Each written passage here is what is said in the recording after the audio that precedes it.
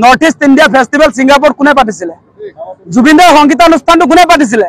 জুবিনদাৰ সংগীতানুষ্ঠানটো পাতিছিলে হাই commission of India, বিদেশ মন্ত্ৰণালয়ৰ। আজিৰ দিনটোলৈকে এই অনুষ্ঠানটো তদন্তৰ আওতাত আনিলে নে? মানে SIT-য়ে নোৱাৰে সেই কাম কৰিব। গতিকে আমি সেইকাৰণে কৈছো SIT-য়ে কি তদন্ত কৰিছে, এই তদন্তটো হ'ব আধৰুৱা তদন্ত। মানে আমি প্ৰথম দিনটোৰ পৰা এই কথা কৈ আছো। আমাৰ মূল কথাটো হৈছে জুবিনদাক আমি ন্যায় দিব লাগিব। জুবিনদাৰ অসমীয়া জাতিৰ প্ৰাণৰ স্পন্দন, আমাৰ জাতীয় সম্পদ, অসমীয়া জাতিৰ একতাৰ প্ৰতীক জুবিনদা। জুবিনদাক হেৰুৱাই অসমবাসী ৰাইজে কি অৱস্থাত আছে আপোনালোকে দেখিছে। আৰু সেই মানুহজনক লৈ ৰাজনীতি কৰাটো কোনো কাৰণতে শুভ লক্ষণ নহয়। আৰু যিবিলাকে ৰাজনীতি কৰিছে, বিশেষকৈ মুখ্যমন্ত্ৰী হিমন্ত বিশ্ব শৰ্মাই ৰাজনীতি কৰা আমি দেখিছো, আৰু তেওঁৰ ৰাজনীতি বেছিদিন নিটিকিব। সেই কথা আমি স্পষ্ট কৰি দিছো। আমি কৈছো যে আপোনাৰ ছিংগাপুৰত য়ট পাৰ্টি কোনে আয়োজন কৰিছিলে? ছিংগাপুৰৰ য়ট পাৰ্টিত যোৱাৰ কাৰণে জুবিনদা সাগৰত সাঁতুৰিবলৈ গৈ মৃত্যু হ'ল বা হত্যা কৰা হ'ল তেখেতক। গতিকে য়ট পাৰ্টিৰ অৰ্গেনাইজাৰ কোন? য়ট পাৰ্টিৰ অৰ্গেনাইজাৰ হৈছে আপোনালোকে জানে তন্ময় ফুকন, আছাম এছ'চিয়েশ্যনৰ এগৰাকী মানুহ।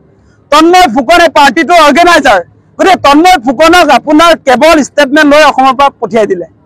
ছিংগাপুৰত যিমান আছাম এছ'চিয়েশ্যনৰ ব্যক্তি আছিলে সকলোকে হিমন্ত বিশ্ব শৰ্মাৰ নেতৃত্বত গঠন হৈ SIT-য়ে তদন্তৰ নামত কেৱল ষ্টেটমেণ্ট ল'লে। ষ্টেটমেণ্ট লৈ তাৰ পাছত আপোনাৰ VVIPৰ নিচিনাকৈ গোটেই নিৰাপত্তাৰ ব্যৱস্থা কৰি দি আপোনালোকৰ সাংবাদিকেও একো সুধিব নোৱাৰে, তেনেকুৱা ফেচিলিটিজ দি তেওঁলোকক আকৌ ঘূৰাই পঠিয়াই দিলে। হত্যাকাৰীক কিয় এনেকৈ এৰি দিয়া হ'ল বুলি যেতিয়া ক'লে, বা মৃত্যুৰ গোচৰত যিবিলাক অভিযুক্ত তেওঁলোক কিয় এৰি দিয়া হ'ল বুলি যেতিয়া আপোনালোকে প্ৰশ্ন কৰিলে, তেওঁ কয় যে মেধাৱী ল'ৰা, চোকা চোকা ল'ৰা ছিংগাপুৰত থকা মানুহবিলাক। চোকা চোকা ল'ৰা হ'লে আমাৰ প্ৰাণৰ স্পন্দন জাতীয় সম্পদ জুবিনদাৰ নিচিনা এগৰাকী শিল্পীক তেওঁ মাৰি পেলাব পাৰিব? সেইটো আমি কেতিয়াও নামানো। সেই কথা আমি আগতেও কৈছো। কোনো কাৰণতে নহ'ব। আমাক জুবিনদাৰ ন্যায় যিকোনো মূল্যৰ বিনিময়ত লাগিব।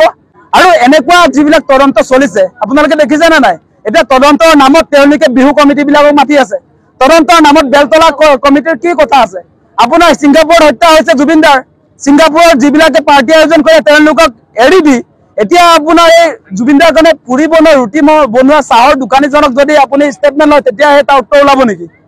আপোনালোকে গোটেই কথা বতৰাবিলাক চাওক যে SIT-ও আপোনাৰ এমাহ দুদিনৰ পাছতহে ছিংগাপুৰ গৈ পাইছেগে। গতিকে আমাৰ কথাটো অতি স্পষ্ট যে এই যি SIT-ৰ তদন্ত চলিছে সেইটো আমি সুখী নহয়, অসমৰ কোনো মানুহে বিশ্বাস কৰিব নোৱাৰে। গতিকে এই তদন্তটো সেইকাৰণে কৈছো যে আমি CBI-ক দিব লাগে। তেওঁলোকে নিদিলে। কাৰ স্বাৰ্থত নিদিলে? কাক বচাবৰ কাৰণে নিদিলে? কোন আছে হিমন্ত বিশ্ব শৰ্মাৰ ঘনিষ্ঠতাত? আমি দেখিছিলো যে শ্যামকানু মহন্ত আচলতে হিমন্ত বিশ্ব শৰ্মাৰ ভাতৃৰ নিচিনাই। আজি শ্যামকানু মহন্তক আচলতে CBI এনকুৱাৰী দিলে মানে তেওঁ ফচিব বা হিমন্ত বিশ্ব শৰ্মাৰ শ্ৰীমতীও ফচিব বুলি ভয় নেকি? কিবা নহয় কিবা গোপন অংক নিশ্চয় আছে।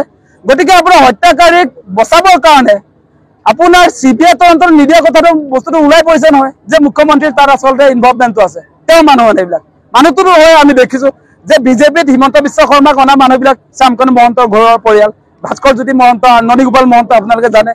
গতিকে এই কথা বতৰাবিলাক আহিছে। গতিকে কেৱল আপোনাৰ শেখৰ সিদ্ধাৰ্থই নহয়, আমি মূল যিটো কথা কৈছো যে হাই কমিছন অফ ইণ্ডিয়া কিয় আজিৰ দিনটোলৈ তদন্তৰ আওতালৈ অনা নাই, য'ত জুবিনদাই গীত পৰিৱেশন কৰিবলৈ গৈছিলে আৰু তাত যোৱাৰ কাৰণে জুবিনদাৰ মৃত্যু হৈছে। গতিকে আপোনালোকে এটা কথা চাব যে ভাৰত চৰকাৰৰ এটা অনুষ্ঠানে যেতিয়া তাত ছিংগাপুৰত আমাৰ অসমৰ শিল্পীগৰাকীক লৈ যায়, তাত গৈ পোৱাৰ পাছত ছিংগাপুৰত কিয় তেওঁ নিৰাপত্তাৰ ব্যৱস্থা নকৰিলে? সেই কথা বতৰাবিলাক আহিছে নহয়। আজি অনুষ্ঠানটো আপুনি পাতিব, এই অনুষ্ঠানটোলৈ অহা মানুহজনক যদি আপোনাৰ অনুষ্ঠানটোৱে কোনো ধৰণৰ দায়বদ্ধতা নলয়, তাতে মৰাৰ পাছত তেওঁলোকে ৰেছপনচিবল নহয় বুলি ক'লে এইটো কোনোবাই বিশ্বাস কৰিব নেকি? সেই কথা কেতিয়াও নহ'ব। আমাৰ কথা স্পষ্ট। হত্যাকাৰীক 103 হত্যাকাৰী বুলি যিহেতু কোৱা হৈছে, BNSৰ 103 অধীনত সকলোকে ফাঁচি দিব লাগে, মৃত্যুদণ্ড।